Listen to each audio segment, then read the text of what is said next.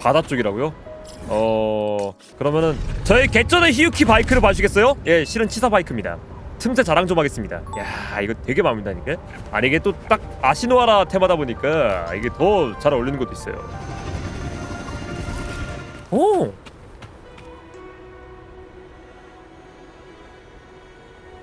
역시 아쉽게도 더빙은 없네. 얌전히 만짐이나 당하세요. 고양이도 아니고. 당신은 에이메스가 몇 마리의 스노우플러프실 근처에서 반쯤 쭈그리고 앉아서는 미소를 지은 채 손을 뻗어 그중 한 마리의 머리를 문지르는 것을 보았다. 스노우플러프실들은 졸린 표정으로 눈을 반쯤 뜨고 있었지만 떠나지 않았고 모두 에이메스의 강력한 존재감에 굴복당하듯 했다. 에이메스, 또 얘네들을 놀리는 건가요? 스노우플러프실들이랑 사이좋게 지내는 방식인걸요. 야, 근데 이게 또 3.1 진행하고 나서 그 긴능감이요, 우리 집에 가서 육아일기 안 읽어본 사람 없잖아. 거기서 보면은 에이메스가 스노우플러프실들이랑 노는 거에 대해서 방랑자가 코멘트 남겨놓은 거 있는데, 야, 이걸 또 이렇게 또 다시 보게 되니까. 빙원에 오기 전에 왜 미리 연락하지 않았어요? 그랬으면 제가 데리러 나갔을 텐데 말이에요. 그냥 갑자기 돌아와 보고 싶었어요. 라하이로이가 사라진 곳을 보고 있는 건가요? 자꾸 마음이 착잡해서 말이에요. 지금도 홀로 게이트 밖에서 이 세계를 지키고 있어요. 분명 매일같이 마모될 것이고 언제까지 버틸 수 있을지 알 수도 없죠. 먼 미래 어느 날 이대로 완전히 파괴되지는 않을까 조금 걱정돼요. 어쩌면 그 전에 라하이로이 사람들이 하늘 바다를 건널 수 있는 방법을 찾아낼지도 모르겠군요. 어쨌든 라하이로이와 끝없는 별바다에서 다시 만나기로 했었잖아요. 그렇죠?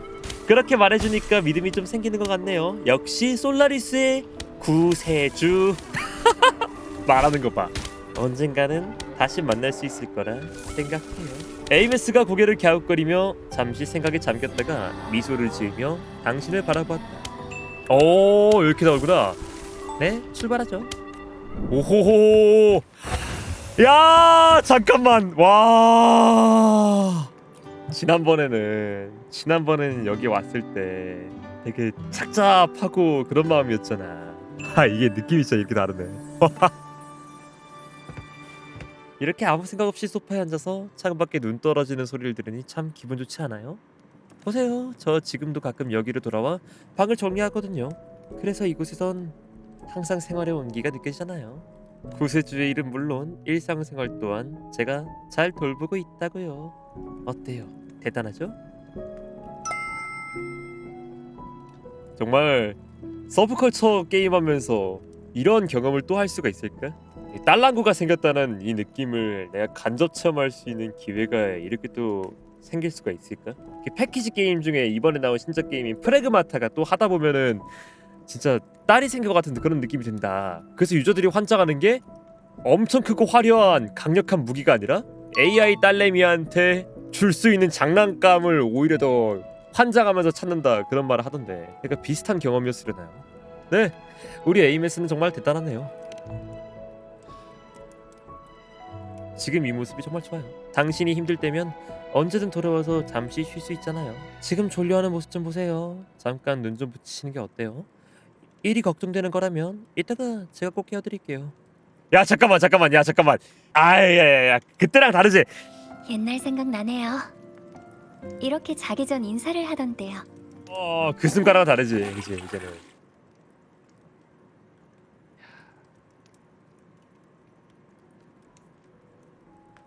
따스한 햇살이 집 창가에 살포시 내려 앉았다. 당신은 달콤한 잠을 잤다.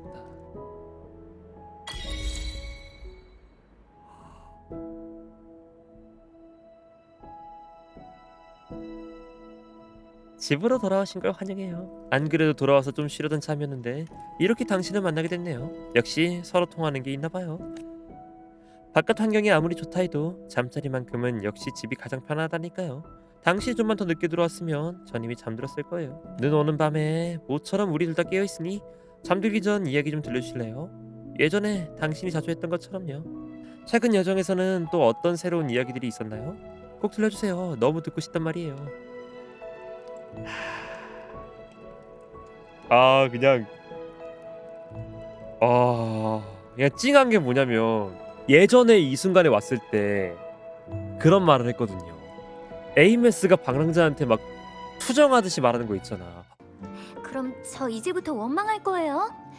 신입생 소감 발표할 때도, 첫 곡을 발표할 때도, 동기화율 최고 기록 달성 때도 전부 제 곁에 없었잖아요. 근데 그 모습이 마치 정말 딸이 아빠한테 투정하는 것 같은 그런 느낌이었거든. 이게 여기서 또 다시 한번 투영되는 거야. 1번 즐거운 이야기를 들려준다. 참 좋잖아요. 어디를 가든 여행길에서 만나는 풍경을 즐길 수만 있다면 그걸로 충분해요. 그리고 로드무비란 게 다 그렇죠. 언제나 설레는 마음으로 다음 목적지를 향하고 스쳐 지나가는 풍경을 눈에 담는 거죠. 이 멘트 저는 되게 명조하면서 중요하게 생각합니다. 로드무비 에이메스가 3.1 때도 말하긴 했지만 명주의 이야기는 방랑자를 중심으로 한 로드무비다. 이런 하나의 성장 서사나 그런 것들이 잔뜩 담겨져 있는, 그리고 마찬가지로 이별하는 거에 있어가지고 거기에 있어서 너무 안타까워하지 않았으면 좋겠어요. 우리가 그동안 해왔던 이야기들이 스쳐 지나갈 수밖에 없잖아. 우리가 언제까지나 머무를 수는 없으니까.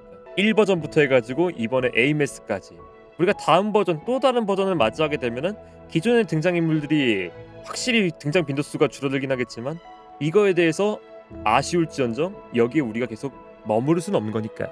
당신은 에이메스에게 희로애락이 담긴 이야기를 들려주었다. 에이메스의 표정이 당신의 목소리에 마음이 움직인 듯 기쁨과 분노, 설렘과 걱정을 숨김없이 드러냈다. 여정 중에 마주한 풍경이 정다운 대화 속에 녹아들고 이 평온한 작은 집에서는 바깥의 소리도 점점 잦아든다. 창밖엔 눈이 흩날리고 집안엔 봄이 스며든다. 그냥 한편으로 이렇게 몰입하는 거에 있어가지고 너무 과하게 몰입하는 게 아니냐라는 의견도 있어요. 해외에서도 실제로 막 그런 의견도 있고. 근데 나는 이런 순간들에서 방랑자에게 투영이 되는 게 작가의 의도가 아닐까 싶어. 작가가 정말 그렇게 만드는 것 같아. 플레이어를 완전히 방랑자의 시점으로 일치시키고 그렇기에 플레이어가 느끼는 바를 방랑자가 똑같이 느끼고 그리고 행동에 옮겨주는 그런 거지 않을까 싶어.